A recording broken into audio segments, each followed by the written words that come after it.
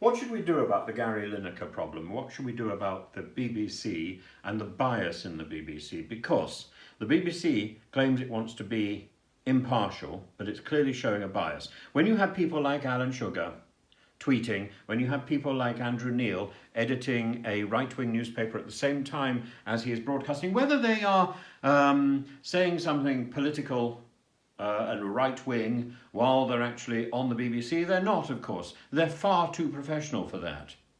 I think the BBC is right to ask for professional behaviour from the people who are broadcasting while they are broadcasting, but I think it's wrong to extend that demand, that control, to their private life. And yes, I know somebody like Gary Lineker, people only listen to his tweets because he's so famous, because the BBC has made him famous. First as a sports person and then as a pundit on Match of the Day. I don't watch Match of the Day, but even I know who Gary Lineker is. Now, what can we do? Because what worries me is not only the bullying and the nastiness, of course there's plenty of that from the BBC chief execs, but also, and this is the really big one, but also the gaslighting, saying that there's a mutual decision when it's clearly not a mutual decision, that Gary is going to withdraw from presenting Match of the Day until a proper social media code has been agreed. No, he was suspended. And the response of his colleagues demonstrates what actually happened. Now, I think that demonstration should really spread among other colleagues of Gary Lineker's, other journalists, other presenters around the BBC. But I think we have a job to do too. Now, here is the challenge. Because if we all switch off completely, if we all stop paying our licence fee, the BBC will crumble, and there is a sneaking suspicion in my mind that this is some sort of set-up job to discredit the BBC and defund the BBC, as indeed Nadine Dorries wanted to. We don't want to give the digital media, culture and sport department the benefit of that victory, that almost posthumous victory for Nadine Dorries.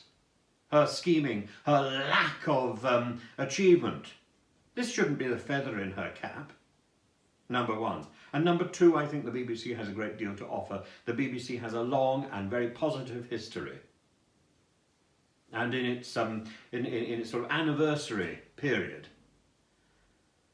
this shouldn't be the way the BBC ends. So what can we do? We need to make it clear that we have a targeted agendum.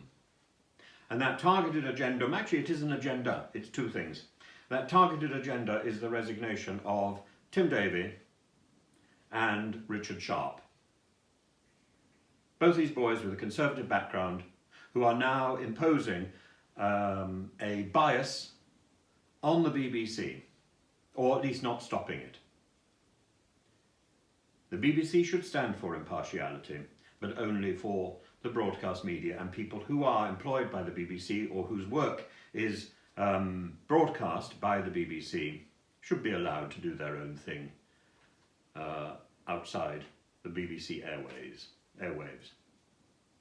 So I think we ought to agree on a day of action, or a day of inaction, when the BBC is switched off. I, for my part, intend to switch off the BBC on Monday. Completely. I strongly encourage others to do the same thing.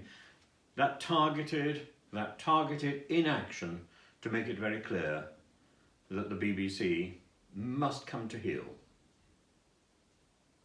And at the same time, I shall be writing yet another letter to my MP and yet another letter to the DCMS, or the CMS. That's Lucy Fraser, by the way, if you don't know. We need to make a noise to fill the void that is caused by switching off the BBC. But we're not asking to defund it. In fact, quite the contrary. Quite the contrary.